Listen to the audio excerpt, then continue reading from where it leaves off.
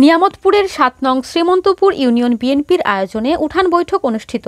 মোহাম্মদ রুহুল আমিন শেখ এর তথ্যচিত্রে বিস্তারিত।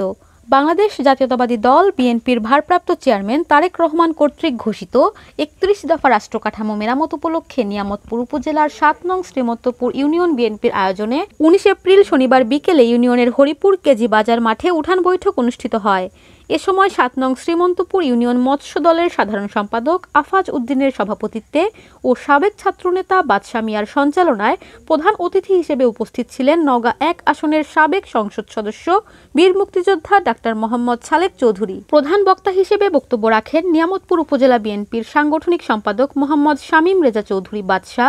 বিশেষ অতিথি হিসেবে উপস্থিত ছিলেন নিয়ামতপুর উপজেলা বিএনপির সাবেক সহসাংগঠনিক সম্পাদক ডাক্তার মোহাম্মদ আইনুর রহমান, ৭ নং শ্রীমন্তপুর ইউনিয়ন বিএনপির সাবেক সাধারণ সম্পাদক এ.কে.এম. খলিলুর রহমান খলিল, ১ নং হাজিনগর ইউনিয়ন পরিষদের সাবেক চেয়ারম্যান আমিনুল ইসলাম ভিপি, উপজেলা যুবদলের আহ্বায়ক মঞ্জুরুল ইসলাম, যুগ্ম আহ্বায়ক আরিফুল ইসলাম, যুগ্ম আহ্বায়ক মেহেদি হাসান, ৭ নং শ্রীমন্তপুর ইউনিয়ন বিএনপির প্রচার সম্পাদক শিহাব উদ্দিন, ৭ নং শ্রীমন্তপুর ইউনিয়ন বিএনপির সাবেক সাংগঠনিক সম্পাদক মোহাম্মদ শামসুল আলম, সাবেক ছাত্রনেতা চৌধুরী তানভীর আহমেদ, উপজেলা যুবদল আহ্বায়ক কমিটির সদস্য মাসুদুর রহমান মাসুদ সহ আরো অনেকে।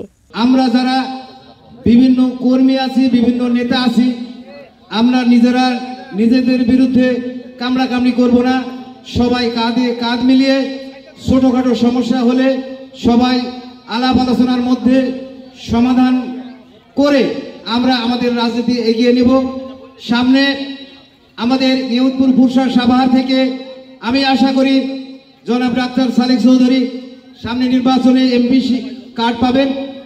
আমরা তাকে বিপুল ভোট দিয়ে এমপি নির্বাচিত করব। এই ইউনিয়ন হলো জিয়াউর রহমানের হাতে গড়া ইউনিয়ন। কেন বলা হয় জানেন?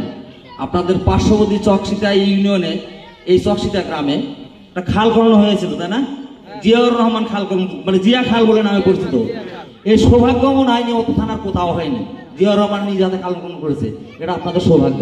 সাধনচন্দ্র মজুমদার যেখানে দুর্নীতির দায়ে আমাদের সালেক চৌধুরী কোনোদিন কোনো আদালতে কেন কোনো জায়গায় যাইতে হয়নি দুর্নীতির জন্য। মজুমদার আজ জেলখানে আছে, কিন্তু রাখে গেছে তার সন্ত্রাসী গ্রুপ। আমরা যদি আপনাদের পাশে থাকতে পারি, দোয়া করবেন, এবং ম্যাডাম খালেদা জিয়ার জন্য দোয়া করবেন, আমাদের তারেক সাহেবের জন্য দোয়া করবেন, এবং ডাক্তার সালেক চৌধুরীর জন্য দোয়া করবেন। এই আশা ব্যক্ত করে আমি আমার কথা শেষ করছি। আসসালামু আলাইকুম। আমাদের ঠেকাইতে না পারে এই দেশের যে জন্য আমরা দেখছি, আমরা সৌদি আরবে যাই, আমরা দুবাই যাই। আমি নিজে 10 বছর লিবিয়াতে চাকরি করে আসছি। কেন যাবো রে ভাই? আমরা যদি এই দেশেকে বাড়াতে পারি সৌদি আরবের মতো, এই দেশকে আমরা যদি আমাদের যত সম্পদ আছে এদেশে ঠিক মতো কলকারখানা তৈরি করতে পারি, ঠিক মতো হাসপাতাল তৈরি করতে পারি, তাহলে ইন্ডিয়াও যাওয়া লাগবে না, সৌদি আরবও যাওয়া লাগবে না। আমরা সেই স্বপ্ন নিয়ে বাংলাদেশ গড়তে চাই।